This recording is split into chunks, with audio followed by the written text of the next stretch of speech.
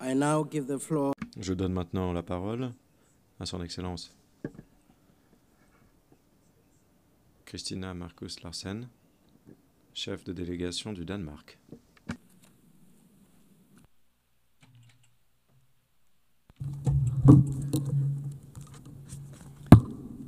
Thank you. Merci, Monsieur le Président.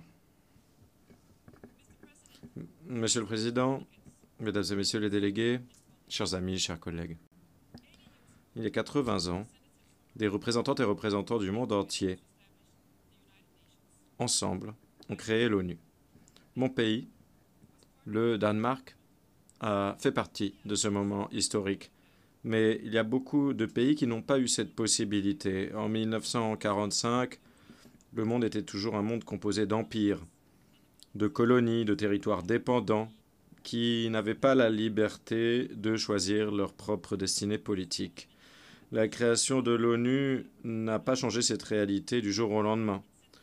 Et pourtant, cela a permis au monde de se mettre sur la trajectoire d'un ordre radicalement différent, un ordre fondé sur l'égalité des droits et l'autodétermination des peuples et des pays, petits ou grands, un ordre international fondé sur le droit.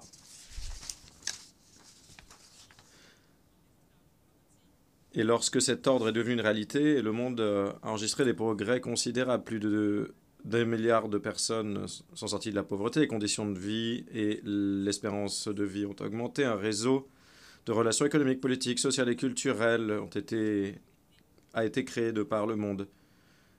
Et il semblait même que les guerres entre États deviendraient une chose du passé. Mais au cours des années récentes, cette trajectoire a été interrompue. Les guerres sont de retour.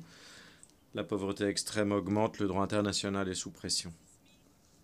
Est-ce que cela signifie que l'ONU est devenue obsolète? Bien sûr que non. La conclusion est inverse. L'ONU est aujourd'hui plus essentielle que jamais. Sans l'ONU, le monde serait dans un état bien pire, mais à mesure que le monde évolue, l'ONU doit évoluer également. Excellence, l'année dernière, nous avons adopté le Pacte pour l'avenir. Nous nous sommes engagés à mettre à jour la gouvernance mondiale, à nous débarrasser des injustices historiques du système existant, à élargir le Conseil de sécurité et réformer l'architecture financière internationale, à bâtir un système qui fonctionne pour tout le monde. Cette année, le secrétaire général a présenté son initiative de réforme ONU 80. Je remercie le secrétaire général de son rôle de chef de file audacieux et j'espère qu'il y aura davantage de propositions concrètes sur la manière d'adapter le système onusien aux nouvelles réalités.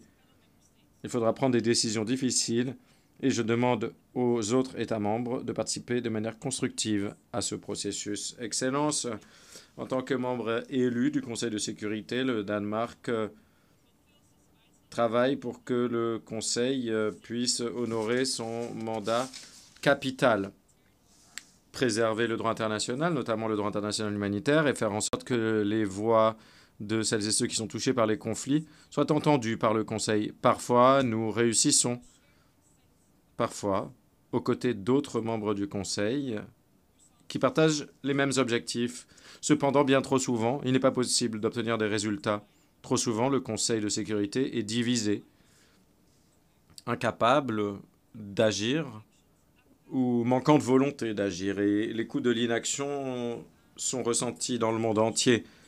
De la guerre qui fait rage au Soudan à l'effacement des droits des femmes en Afghanistan, de la violence de gangs qui dégénère en Haïti à la crise au Myanmar, en passant par l'instabilité dans la région du Sahel, sans même mentionner la situation horrible à Gaza. Presque 2 ans se sont écoulés depuis les attentats terroristes atroces commis par le Hamas le 7 octobre 2023. Une attaque qui a déchiré les familles israéliennes et qui a blessé tout un pays dans sa chair. Le Danemark a toujours condamné cette attaque et appelé à la libération immédiate de tous les otages. Depuis le premier jour, nous avons dit qu'Israël avait le droit de se défendre. Mais ce qui se passe aujourd'hui à Gaza n'a rien à voir avec la légitime défense. Une famine d'origine humaine se propage, des milliers de civils sont tués. La catastrophe humanitaire est d'une ampleur insupportable. Cette situation doit cesser immédiatement. Israël doit respecter le droit international, notamment le droit international humanitaire. La guerre à Gaza doit cesser.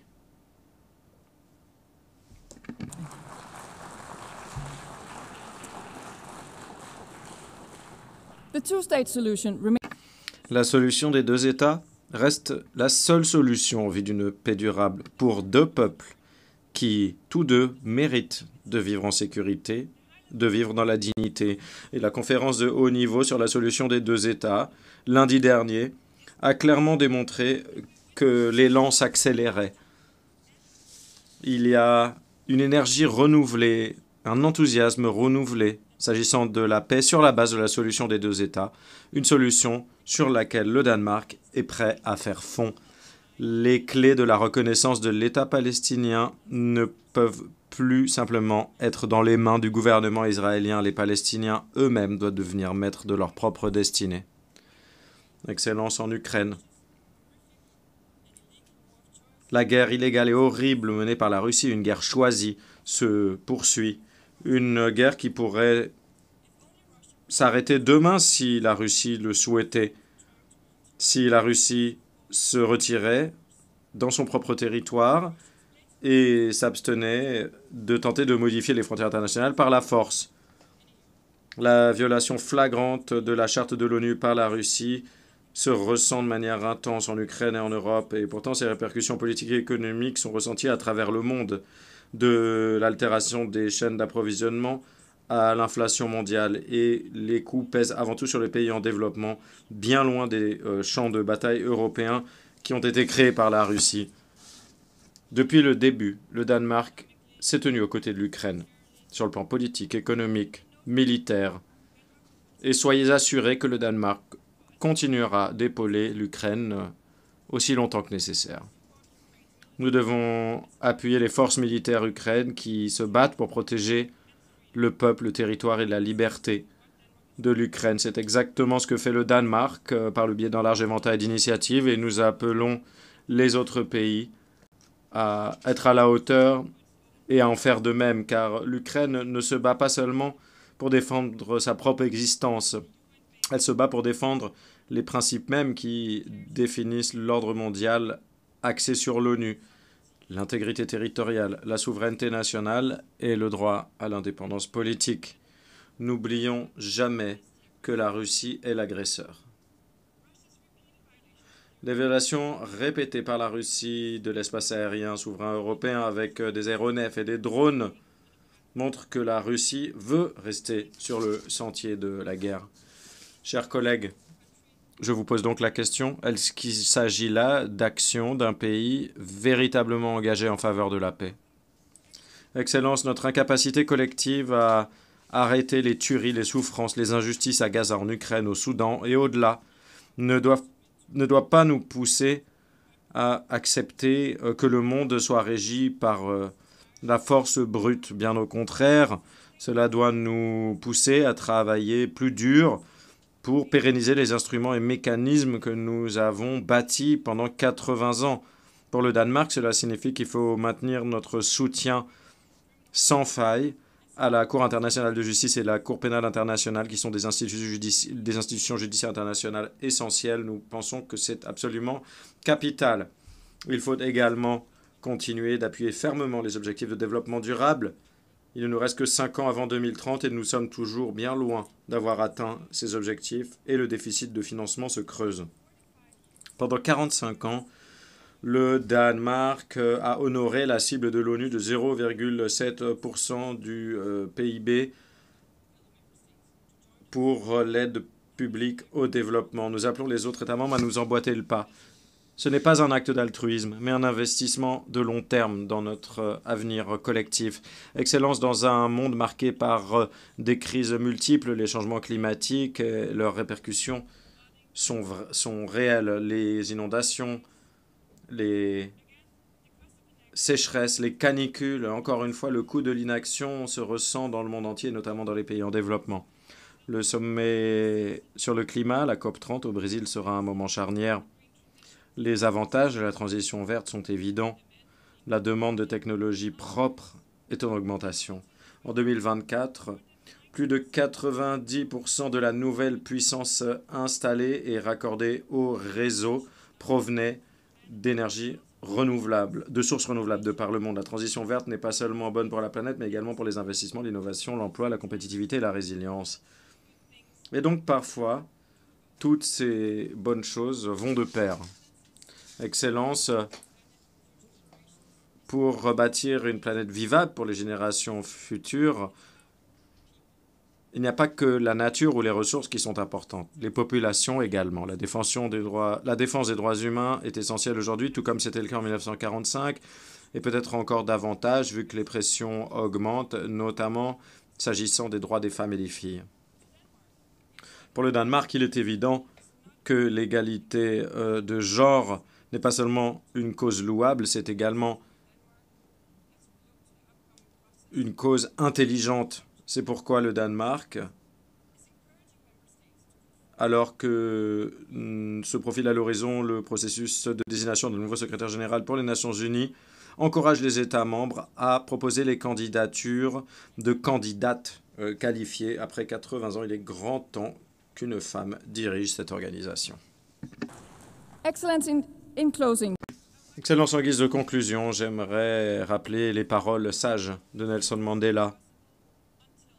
Cela semble toujours impossible jusqu'à ce que cela soit fait. Et lorsqu'on compare le monde d'aujourd'hui à celui de 1945, les progrès sont évidents. Les empires ont été démantelés. Des millions de personnes sont sorties de la pauvreté. Les droits humains de tous les êtres humains, de tous les pays, petits ou grands, ont été reconnus. Dans un monde en rapide évolution, face à des incertitudes croissantes, nous ne devons pas perdre de vue tous les acquis que nous avons obtenus. Et nous ne devons jamais oublier que c'est en travaillant ensemble que nous en sommes arrivés là. Donc nous devons retrouver l'esprit de coopération qui a présidé la création de l'ONU il y a 80 ans. Cela semble toujours impossible jusqu'à ce que ce soit réalisé. Je vous remercie, Madame la Présidente.